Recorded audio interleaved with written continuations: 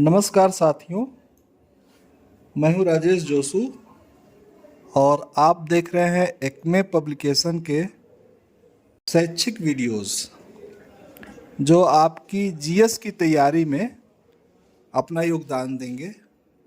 हमें ऐसी उम्मीद है।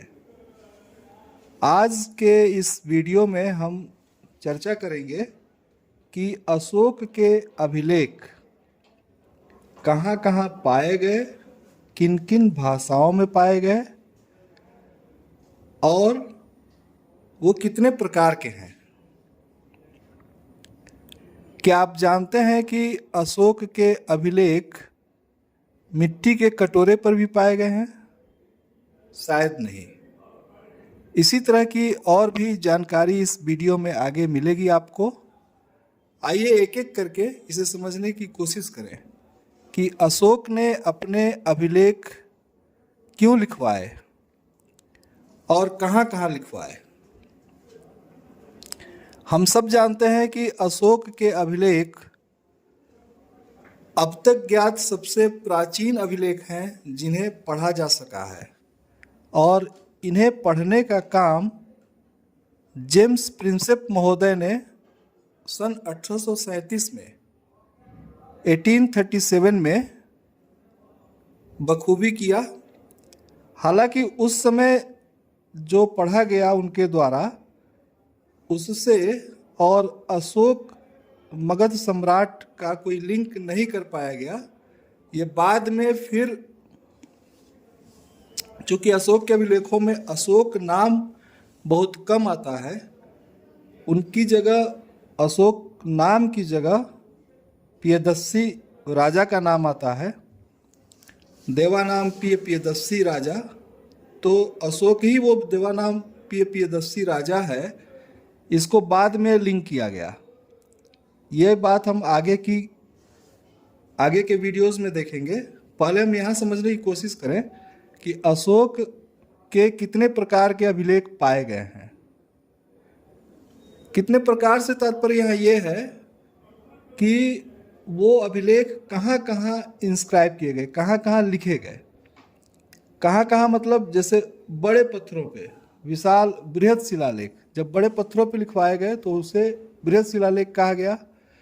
जब छोटे पत्थरों पे लिखवाए गए तो उसे लघु शिलालेख कहा गया। जब बड़े स्तंभों पे लिखवाए गए तो उसे स्तंभ लेख कहा गया। जब छोटे स्तंभ पे लिखवाए गए तो उसे लघु स्तंभ लेख कहा गया। जब गुफाओं की दीवारों पे लिखवाए गए तो उसे गुहा लेख कहा गया। इस तरीके से आप कह सकते हैं। कटोरे पे लिखवाया गया तो आप बाउल इंस्क्रिप्शन कह सकते हैं, कटोरे पे लिखा गया अभिलेख। अब हम थोड़ी सी चर्चा करेंगे बृहद शिलालेख के बारे में, जिसमें एक आम कंफ्यूजन ये रहता है कि अशोक के बृहद शिलालेख, जैसा आप सब किताबों में पढ़ते हैं कि 14 बृहद शिलालेख हैं जो 8 जगह से पाए गए हैं।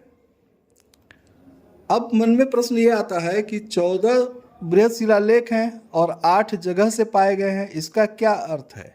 इसका अर्थ ये एक हो सकता है कि किसी जगह से 2 या 3 बृहद शिलालेख पाए गए हों, और इस प्रकार कुल 14 बृहद शिलालेख 8 स्थानों से पाए गए हों।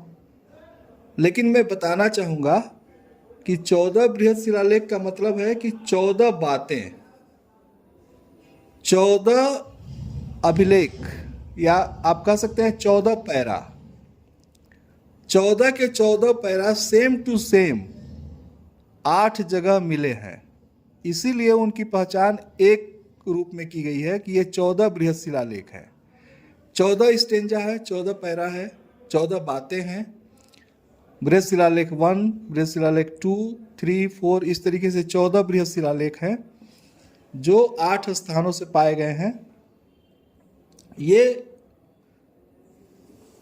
शहबाजगढ़ी और मानसेहरा को छोड़ दिया जाए तो सब जगह ब्राह्मी लिपि में लिखे गए हैं और प्राकृत भाषा का उपयोग किया गया है। शहबाजगढ़ी और मानसेहरा में खरोष्टी लिपि का उपयोग किया गया है और प्राकृत भाषा का। आप लिपि और भाषा का अंतर समझते होंगे। सबसे प्राचीन लिपि जो हम पढ़ सके हैं उसे ब्राह्मी लिपि कहा जाता है। उस समय पश्चिमोत्तर भारत में ब्राह्मी लिपि और अरमाइक लिपि की मिक्स एक लिपि विकसित की गई जिसे खरोष्ठी लिपि कहा गया।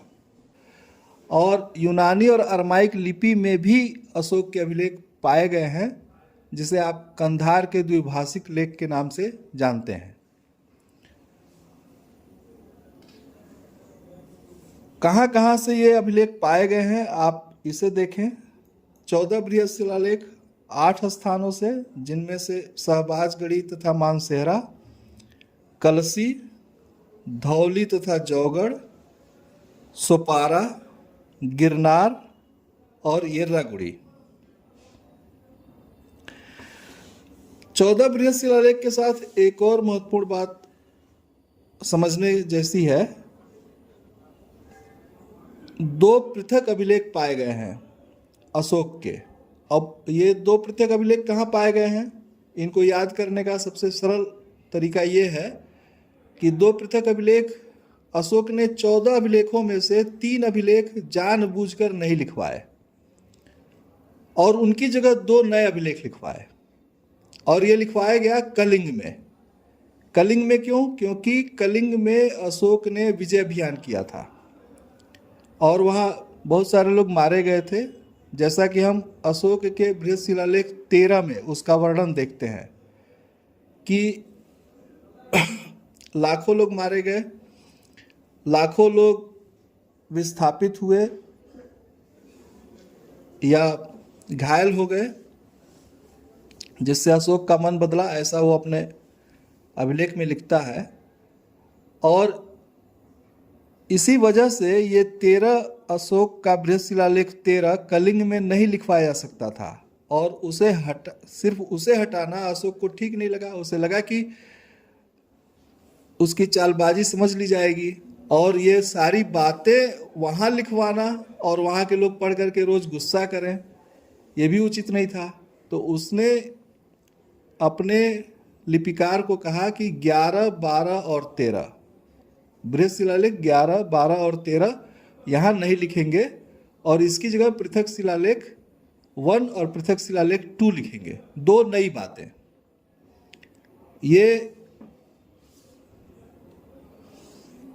धौली तथा जौगढ़ में 2 पृथक शिलालेख, धौली में भी और सेम टू सेम जौगढ़ में भी पाए जाते हैं और इन्हें 11, 12, 13 यहाँ न लिखवा करके ये 2 एक्स्ट्रा लिखवाए गए। और इन्हीं 2 पृथक शिलालेखों में पहली बार अशोक ये दावा करता है कि सभी मनुष्य मेरी संतान के समान है। पितृवत मतलब वो अपनी प्रजा को पुत्र के समान देखता है और पितृवत राजा से अपेक्षा करता है कि राजा पितृवत व्यवहार जैसे अपने पुत्र के साथ करता है वैसे वो सारी प्रजा के साथ व्यवहार रखेगा। 14 दीर्घ शिलालेखों की बात हो गई। आप लघु शिलालेख देखें, जिनमें साम्राज्ञी का लेख, बराबर गुफा अभिलेख तथा कंधार द्विभाषाई अभिलेख आते हैं। बौद्ध संप्रदाय से संबंधित अभिलेख भी हैं जो लघु शिलालेख में आते हैं। भब्रू अभिलेख, रुमिनदेई स्तंभ अभिलेख, निगली सागर स्तंभ अभिलेख तथा संघभेद लेख। स्तंभ लेख 7 हैं जो 6 स्थानों से पाए गए हैं। इलाहाबाद, लौरिया अरेराज, लौरिया नंदनगढ़, रामपुरवा, मेरठ और टोपरा। लघु स्तंभ लेख उपरोक्त 6 स्थलों से भिन्न स्थलों से प्राप्त होते हैं और एक मामले में जैसा मैंने शुरू में ही चर्चा किया कि मिट्टी के कटोरे पर भी अभिलेख पाए गए हैं। इस तरीके से आप समझ गए होंगे कि अशोक के अभिलेख कहाँ कहाँ पाए गए हैं और अशोक के अभिलेखों के आधार पे अशोक के साम्राज्य का सीमांकन करने का भी प्रयास किया गया है। यहाँ जो महत्व की बात यह है वो यह कि ये सबसे प्राचीन अभिलेख हैं जो पढ़े गए हैं। इससे भी पुराने अभिलेख अगर हम कहें तो हड़प्पा सभ्यता में लिखी गई लिपि है, लेकिन उसे पढ़ी नहीं जा सकी है, विद्वान पढ़ नहीं पाए हैं। और ब्राह्मी लिपि में और प्राकृत भाषा का उपयोग करके पूरे भारत में एक ही तरह की बातें लिखी गई। इसका श्रेय अशोक को जाता है और उन्होंने एक बड़ा साम्राज्य स्थापित करने में सफलता प्राप्त की। आज इतना ही। अशोक के अभिलेख में क्या क्या लिखा गया है और उसका क्या मतलब है, उसे हम अगली कक्षा में या अगले वीडियोज में देखेंगे। धन्यवाद।